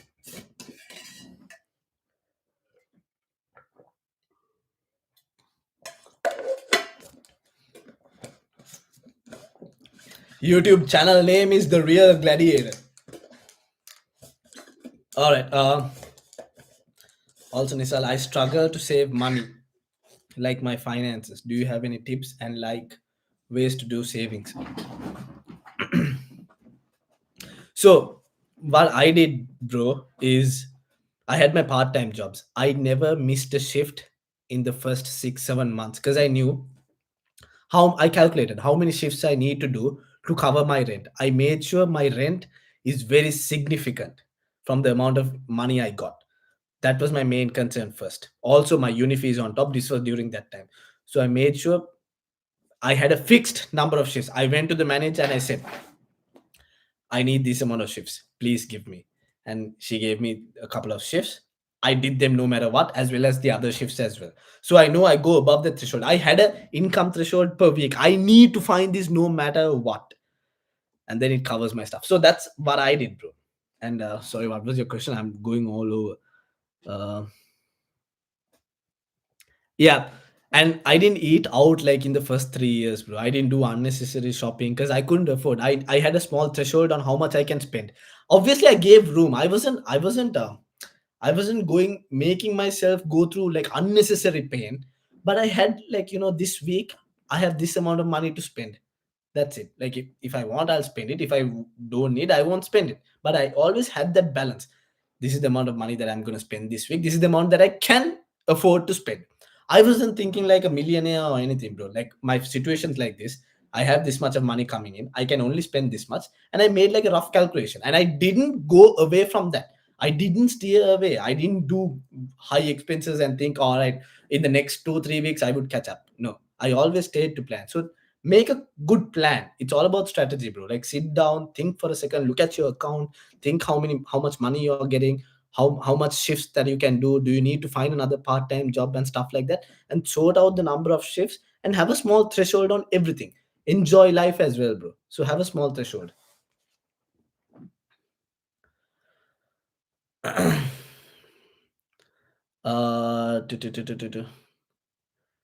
Tomorrow. Uh,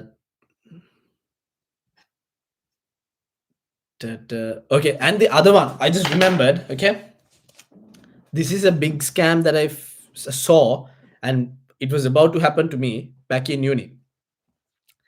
I talked about this a couple of times. There was a couple of friends.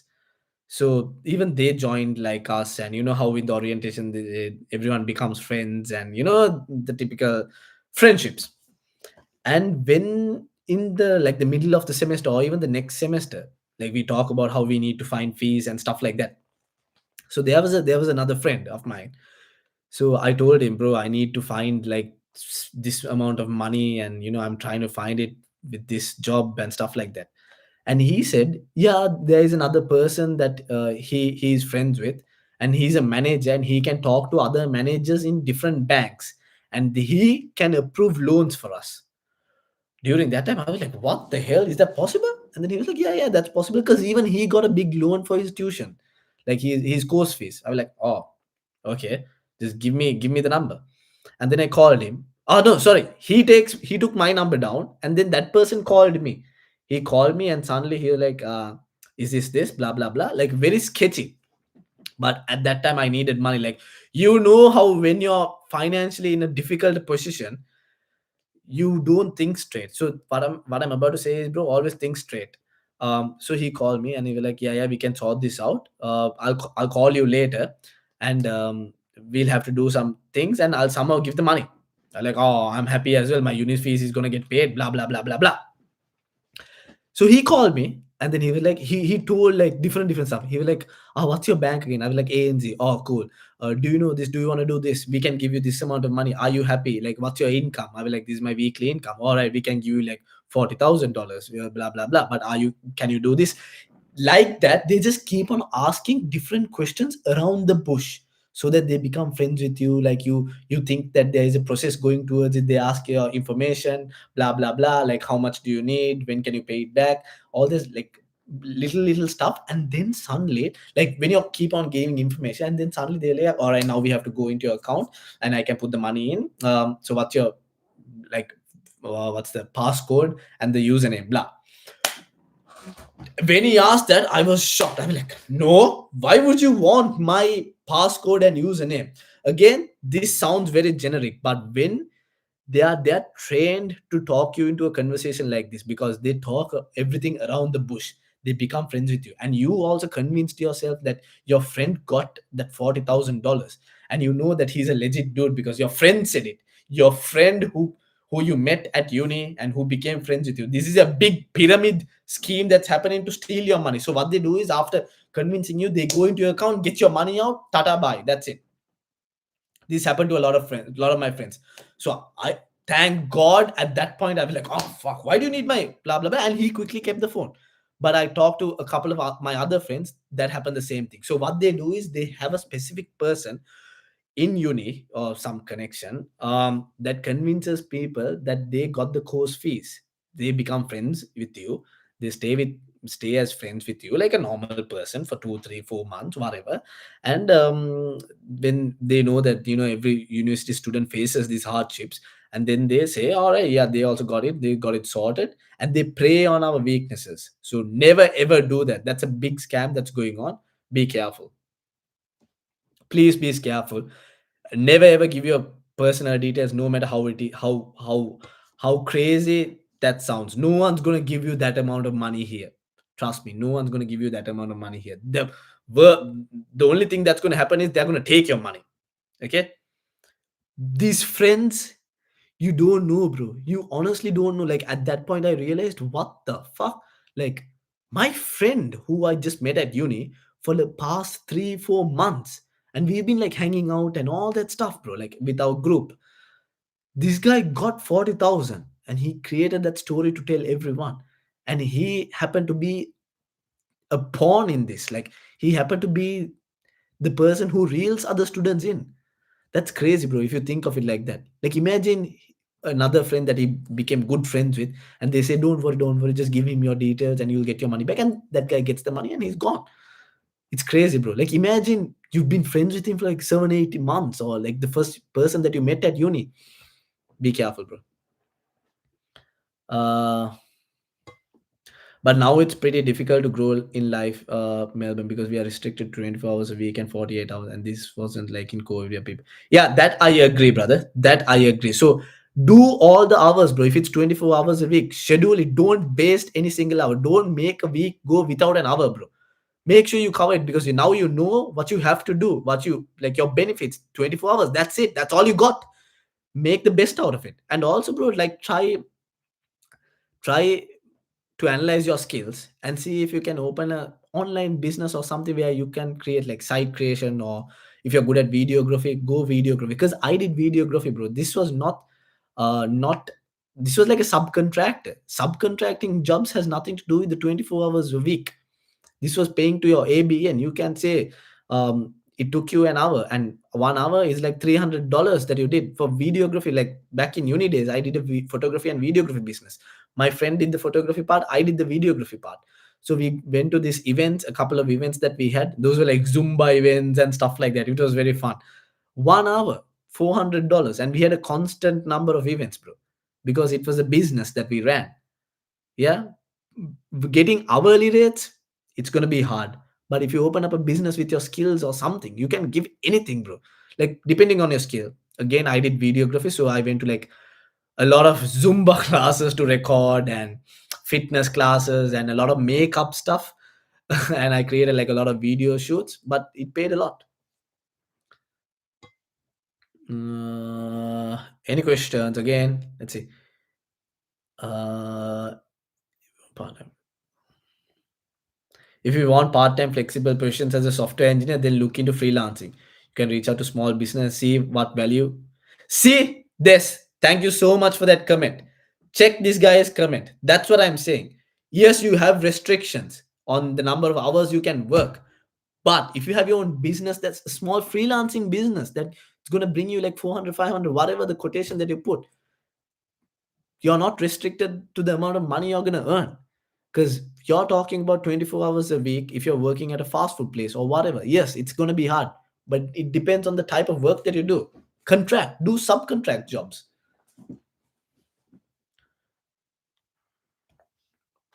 Does that make sense, Bruce? Okay, any questions? Bro, why did you stop with the whole TikTok gladiator? Bruh, I have recorded a few. I'll keep on posting on TikTok. Yes. I know, bro. I know you comment in all my short reels and stuff, bro. I really appreciate it, bro. Do I really appreciate it if you're here. And the other one, I had something else in my mind also that I want to tell. Like this is so important. Okay, so if you are in a part-time job, wait, I need to drink some water for this. It's so dry, bro. I've been talking so much.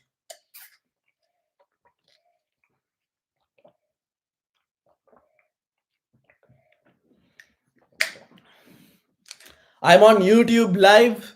My username on YouTube is the real gladiator. So I'm reading the comments there. Um, okay, so you have a part-time job. Okay, for example, I'm gonna put myself there. I was working at Hungry Jacks back in uni days. I became so important as a Hungry Jacks burger boy. They had to give me shifts. How did I do it? I learned that the person who gets the most shifts and who's important is the person who can clean the broiler, who can clean the fryers. The broiler is the one that you put the patties.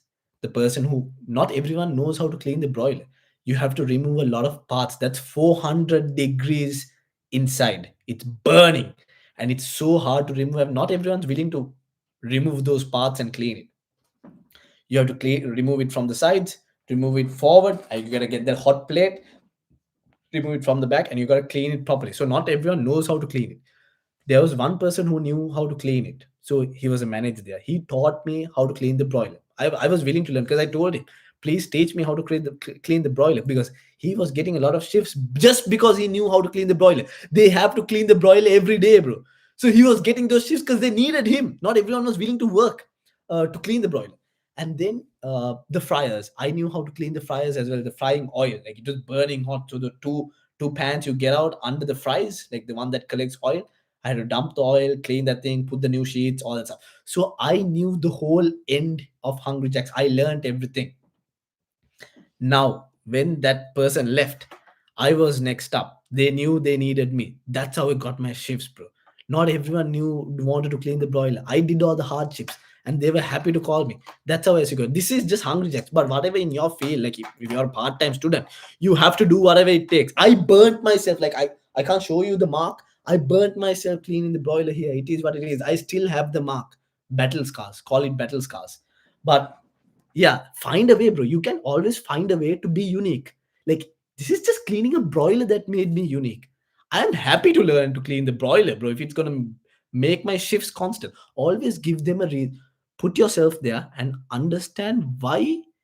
How do you make yourself give more shifts? Like what do they need? They need a person who cleans the broiler, who can clean the broiler, who can do all that hard rugged stuff, who's willing to learn that and be important. Now you're not just the burger boy there, you're the broiler cleaner also. Now I did the, and I was very fast, bro. I was like, oh shit, burgers here, dan, run. And then the broiler from the other side, I was cleaning, scrubbing, and then another burger order comes, blam, blam. I was very fast, bro. I was doing like 3%'s job at once. So I got that skill, the broiler. I made, they had to bring me in, bro. I used to come in late sometimes because I did the flower delivery and I couldn't come. Like I had to rush to Hungry Jack straight up. I was fine with it, bro. Like there were no rules for me to come at the exact time. Like I can come an hour late. I used to come an hour late, bro, because I had to travel from further away. So I made myself unique, bro. Even in your workplace, this is just part-time jobs, bro. Even in your workplace, try to be very unique. Get as information. Like if you're in a corporate job, gather out as much information as much as possible. How do they run the infrastructure? Don't just limit to your skill. Don't just do, oh okay, I'm a software engineer, I'll just do the coding stuff, go home and enjoy. No, learn how the business deals happen. These multi-million dollar deals, how do they happen? How do the managers convey this? The type of agreements they do, um, the lawyers that they have, the type of rules that they run. Why do they run these rules? How do they get the clients? Learn all of that because you need that in your business. Like for example, if you're planning to open up a business later, you've got that knowledge that I would say it's a multi-million dollar knowledge, not even unique, and it's free knowledge. You're paid to be there. You're paid to be in a place where millions of dollars, millions and millions transactions happen. That's a gold mine of knowledge. Get as much. Don't just go and do your work and come out. Get as much knowledge as much as possible, bro. Because You know, someday you might open up a business and you're further ahead than everyone. Get it?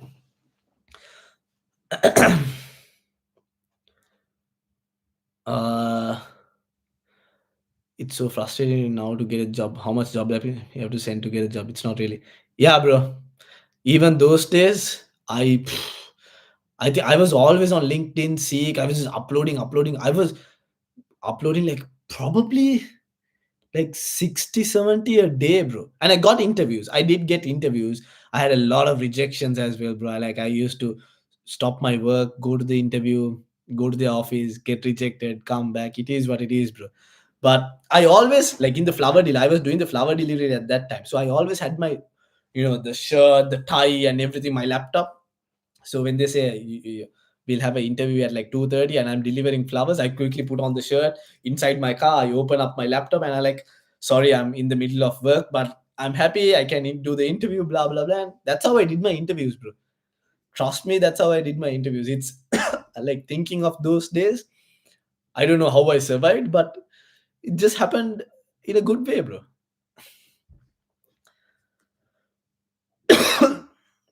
Why are these money scams in TikTok also trendy? Like this money cash accounts and all. Thoughts on this? Who are doing trading and stuff? Do we follow them, bruh? Depends on the type of people, bro. Like these scams, even like any kind of scam, is just a lot happening here, bro. A lot feeding on the people's weaknesses. So just stay away from it, bro. Especially TikTok stuff. I wouldn't recommend, bro. I wouldn't recommend. Pawan, thank you so much, bro. You're a genius and a hard worker, to be honest, bro. I really appreciate that, bro. I really appreciate that. From someone from an IT background, do you think going from a computer science bachelor to masters of analytics would be a good combination to have when applying for a proper full-time job? This is again from what I think. Okay, what I think, and I've talked to a couple of people with PhDs, professors, deans, and what they think also. Okay, a person, a dean, a person with a professor also who has a PhD told me, not just one, a couple of them told me not to do my PhD. Obviously, I had no thoughts. I still don't have any thoughts on doing a PhD. No, because that doesn't align with my what I want to do. I don't want to dedicate more time into going into uni. I'm happy right now. So what they did, they said was don't do a PhD because let's say you did your masters, you did your PhD. The best thing that you can do is being a professor, working at a university. How much is the salary? Fixed, because you don't have the world skills. You just have to teach people that's this much. But let's say you did a masters, you apply for different companies, you get that experience. That's more important than getting a PhD. You can earn more money because you know the industry standards, you know how different companies work, while the person who did the PhD is restricted in that uni itself as a teacher. Because the teaching salary, no matter what, PhD, it's fixed this much. But you go into a finance company, you learn that. Like let's say you got a bachelor's degree, you get into some corporate, you learn the experience there, you gather as much experience there, cool. You move to another job, maybe in the health sector, you understand the field there, the experience there. Now your salary is good, you're much more skillful because you understand how two different companies work, rather than the professor who only knows university teaching. And then you go to another one. Now your salary is increasing. Bam, bam, bam, bam, bam. You can go into the private sector. You see, PhD and a guy who's like after the bachelor's, he just started his corporate career. Blam, blam, blam, blam, blam. Again, is that a good combination? I would say if you have an IT degree or Bachelor of Computer Science, and if you're thinking of doing a master's, do a MBA, Master of Business Analysis, because IT, it is what it is. From bachelor's, you covered all the IT stuff. There's nothing else actually to learn. But now, when you do an MBA, you get the knowledge of getting money, business side of it. You have your IT. Like I said, you got to be multi skilled. You have your IT, you got your MBA on the business side. You have two skills that a company needs so badly, rather than a person who's just IT and IT, specializing IT. They don't need another They don't need. There's a limit to IT, bro. There's nothing you can learn more after that. That's gonna pay you more.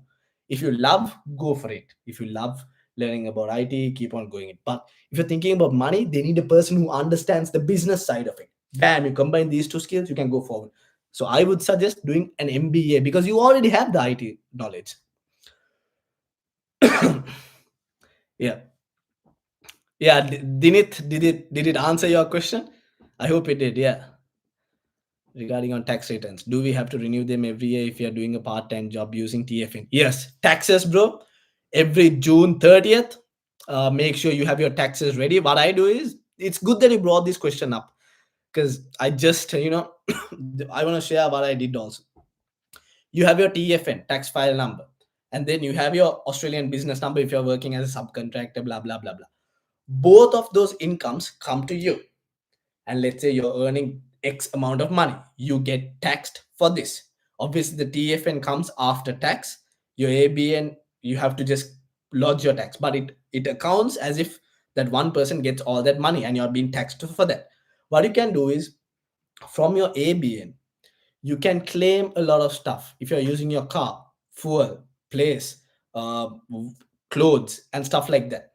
If you claim all of that, the taxed amount amount that you got from your TFN, you can get more of it back because it comes back to you. What I do is, I have a spreadsheet.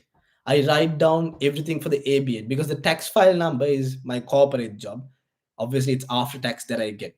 Cool, that amount is there. Now for the ABN, the money that I get from my ABN, I have a spreadsheet that I put. Do I use my vehicle? The applications that I use, like applications meaning, like, let's say Adobe, or whatever the softwares that I use, I put everything. The electronic appliances, there are a lot of things that you can include to what do you call that word for your tax return, like shit, I can't remember that word. What do you call it? uh what do you call it? Claim for to claim. Find out the things that you can put to claim. You can claim clothes, bro. Like everything you can tax write off, depending on your business. Again, you can't run like a website business and say that your clothes are tax write offs unless you run a clothing business online. So for example, like that, for example, if I'm running a videography business, I can put my cameras, my equipments, the time it takes to travel, the fuel allowances, and all that stuff, and I can claim everything back. So that's what I do, bro. Hope it answers. Hope it answers.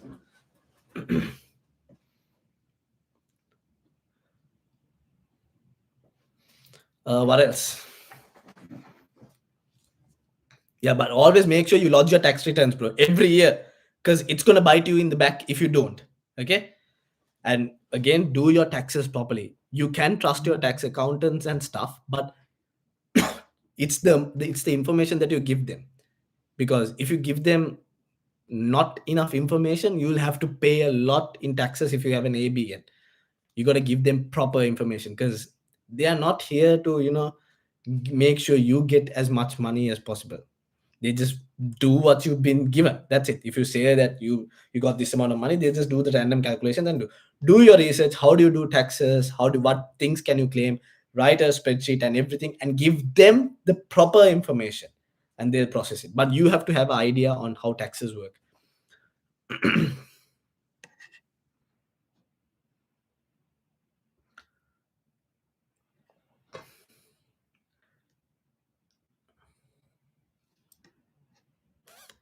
So do you mean that if you have an ABN account, can you claim the money even if you don't do a business with it? If your business is at a loss, because not every business makes profit.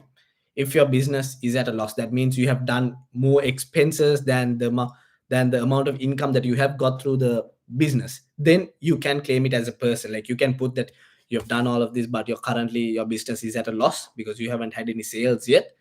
But you can, if you have a TFN also, you can put it as a single income because it finally comes down to you. So whatever the TFN income that you have would get claimed from that. So the amount of taxes you're paying is, you get a bit more in return.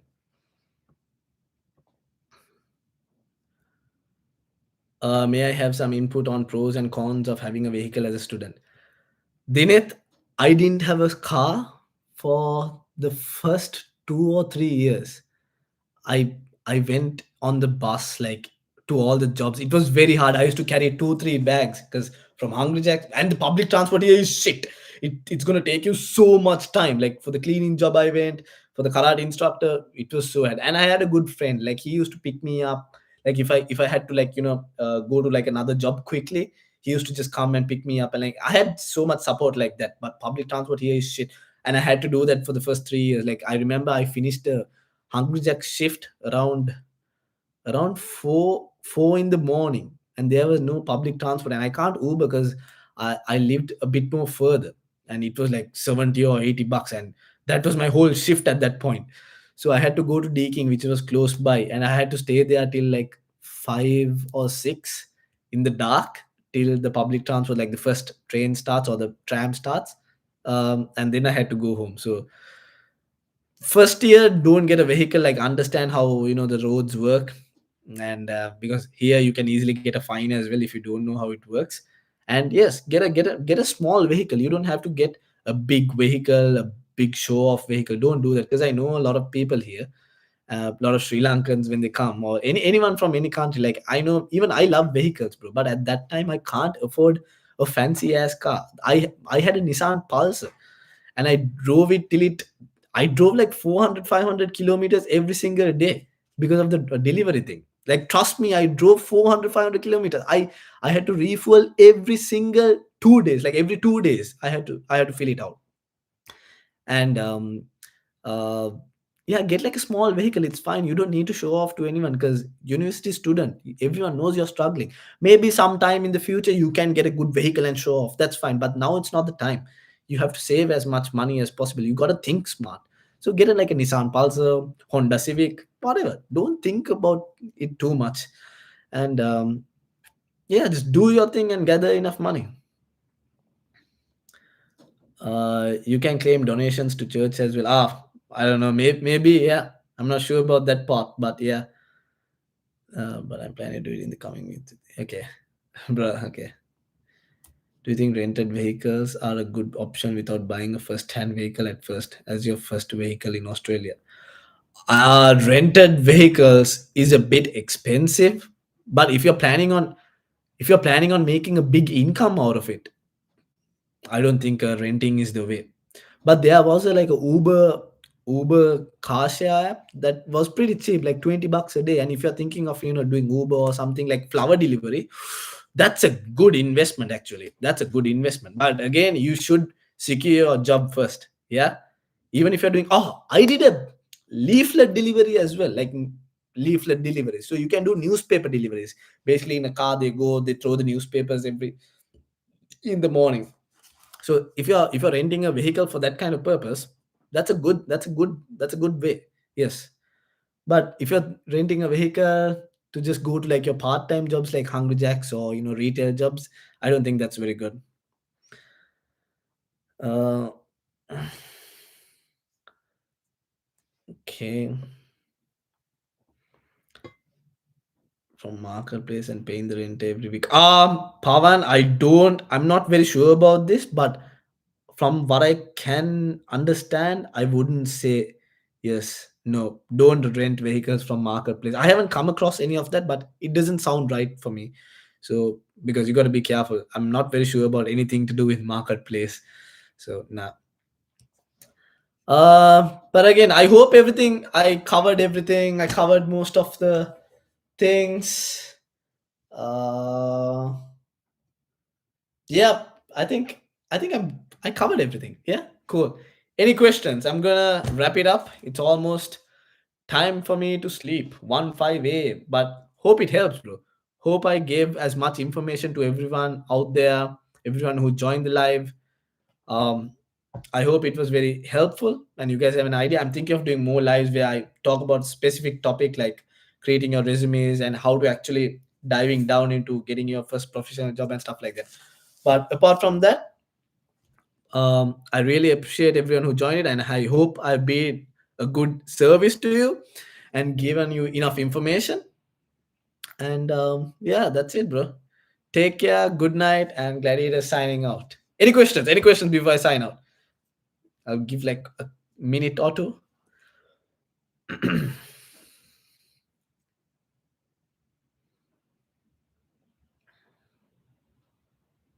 All good? All right. Okay, cool. Cool. All right, I'll be doing more lives again, but like I said, specific topics. But again, stay strong, keep your mental strength strong. That's what matters the most because you're gonna get challenged a lot. I still face a lot of challenges. I thought my life was so good when I got the professional job. Yes, it did elevate my life. I could financially, I was supporting my family financially even in uni days, bro. I sent them money every month, even when I was hustling, bro, like in the uni days, because thanks to COVID and all that stuff, I was financially okay to do that. And I continued doing that. And thanks to my professional job, it made my life a bit, a, I would say a bit more easier. But still, I do face challenges and stuff like that. We, as immigrants, we got to face strong. We should never let our mental health go down. No, keep your mind strong. Face problems. Don't take it in a wrong way. God's testing you out. That's fine. Show them, show people how strong of a character you are. Show your mental strength. Don't put anything down. Don't think badly. Don't think that you're in the worst position in your life. I was happy when I was working at Hungry Jacks as well. I used to carry a speaker with my music in the burger room. I used to put the music, dance, talk with everyone, make the burgers. I was living, bro. I was never unhappy. Yes, there are times that I was sad and stuff, but was I actually thinking, oh shit, I'm down, like I'm useless and stuff like? No, I never thought bad of myself. So hopefully that's how I am. And take care, bros. Take care, everyone who joined. And hope you have a good week, year, life ahead. All right, take care, bros. See ya.